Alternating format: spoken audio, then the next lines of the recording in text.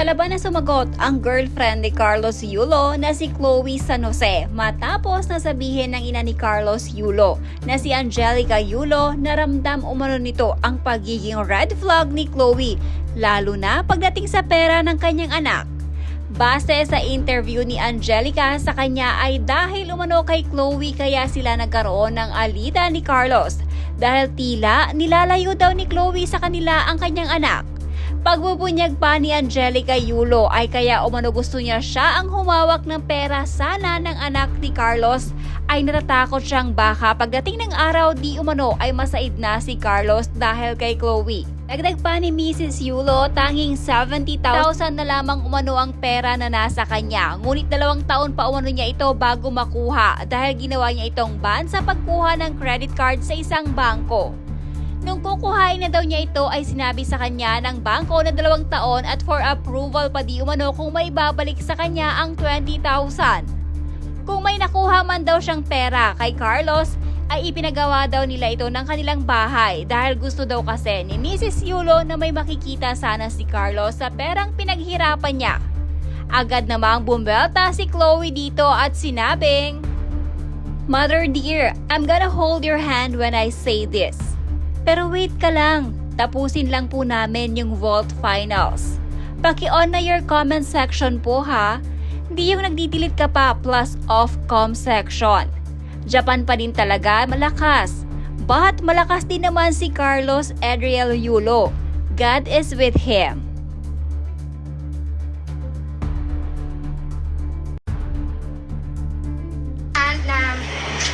Na ayun yung masasabi kong nasa akin ngayon as of now, no?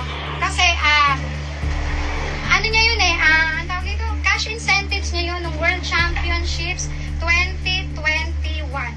So sa akin ibinigay ni Ma'am Weng kasi ayoko no? Syempre, alam mo na ano din sa kanila yung X, then red flag din sa kanila yung girl.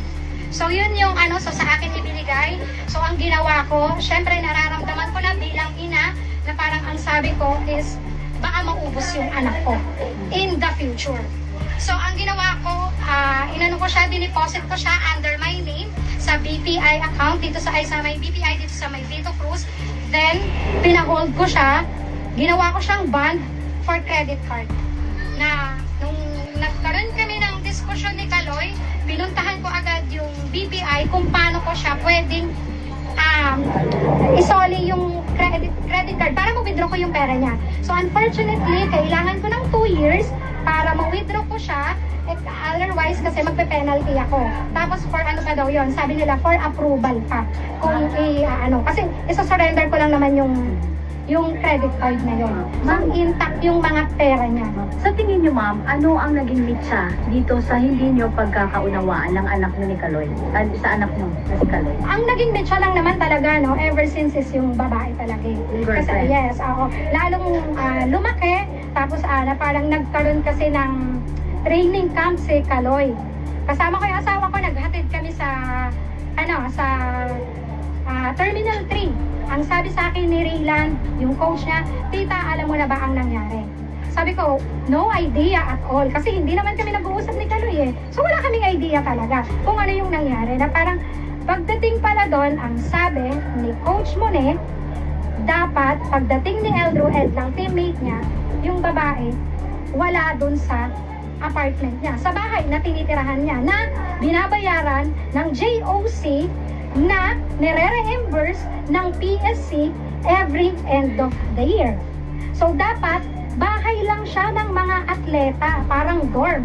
So yung mga outsiders dapat wala doon, especially yung walang kinalaman sa training. Oo, tinanggap niya, pinakita ni Kaloy, tinanggap niya, nandun yung mga maleta ng 2 bata. Pero sa tingin mo, yung anak ko is 15 years old. Sa tingin nyo ba, patutulugin ko yung anak ko? Isa lang siya, para lang siyang studio type. So maliit lang siya, mas maliit na nga siya. So patutulugin ko yung anak ko, menor de edad, kasama siya at yung babae. Diba? Pangalawa, si Miguel, hindi rin papayagan ng parent niya. Na sinabi sa akin na Angelica, mag-meeting tayo, hindi ko papayagan si Miguel na matulog din doon. Siyempre, mahirap, puro lalaki di ba? Na anything na mapatingin or something, actually yun din yung sabi ni Coach Monet, no? Baka mapatingin si Miguel sa puwet na dahil nakakalat, maging masama yung bata. Ay, yung ano doon. Isa pa kasi, alam ko, is Christian talaga sila, sila, yung papa ni Miguel. Kaya hindi niya talaga i-allow yung mga ganong. Pero dati ma'am, naging okay kayo ng girlfriend mo? Or una pa lang talaga? Una, parang medyo okay kasi nagtatawag-tawag naman sila rito ni So, hindi ko naman din masyadong pinapansin, no? Na parang okay lang, na parang then nung nagkita kami rito, tapos parang feeling ko, nilalayo niya sa amin si Kaloy na, oo, alam ko gusto nilang makasama. Gusto niyang makasama si Kaloy. Gusto rin siyang makasama ni Kaloy. Pero syempre kasi, pamilya kami, kumbaga parang matagal din namin siyang hindi nakasama because of pandemic, di ba? Ilang yon. So syempre, kung siya, gusto rin siyang makasama ng girl, how much more kami na pamilya niya na gusto rin siyang makasama. Medyo nalulungkot lang, no? Kasi sobrang close silang magkakapatid.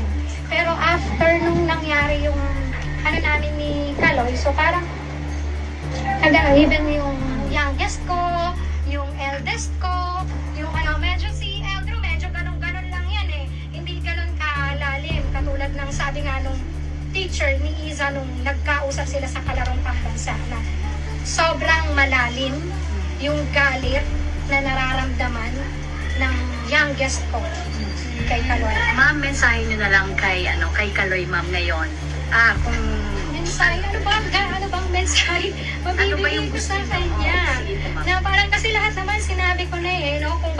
Kung hindi naman niya ako paniniwalaan, wala naman akong magagawa Basta ang alam ko, sabi ko nga, dahil sa konsensya rin namin ng asawa ko, na wala kaming ninakaw, wala kaming ginalaw na pera niya. Siguro meron portion na hindi man lang sabihin mong aaray yung bulsa niya. Na parang kasi naman namin ininvest sa bahay ng para, diba, na makita din niya na eto, kahit sa bahay, ma'am, pwede nyo pong yun yung sa bahay na pwede mo masabi na, ay, may remembrance ako sa pera ko. Kasi yan ang sinasabi ko sa mga anak ko. Every time na magkakaroon sila ng cash incentives, malaki o maliit, sinasabihan ko sila na bumili kayo yung merong maaalala nyo na ay galing to sa kalarong pambansa, ay galing to sa ganito kong cash incentives, ay galing to sa Mas nakakalungkot yung wala pang ilang araw pagkapanalo ng anak mo tapos biglang magkakaganito ka sa social media saying Japan pa rin talaga ang malakas, anong klaseng ina ka para i-degrade mo yung sarili mong anak. Knowing he put his blood, sweat and tears to represent the country and achieve the victory of gold medal. Kayo ho dapat ang lubos na mga kaunawa ng lahat-lahat dahil kayo po ang ina and you should guide and support him throughout his journey. And yes, maybe we don't have right to invade your so-called privacy, pero hello po, the point here is never ever invalidate Kaloy's victory and sacrifice just because galit ka po. Sa kanya, since you already shared it on Facebook and nagpa-interview na po kayo, mag-ready na rin kayo sa side ng mga taong sumusuporta sa kanya. Let Kaloy celebrate his victory.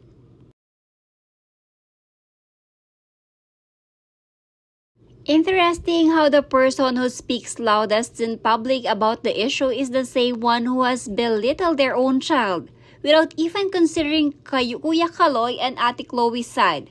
Well, karma has finally arrived. What a shame. Good luck na lang talaga, Mother Angelica.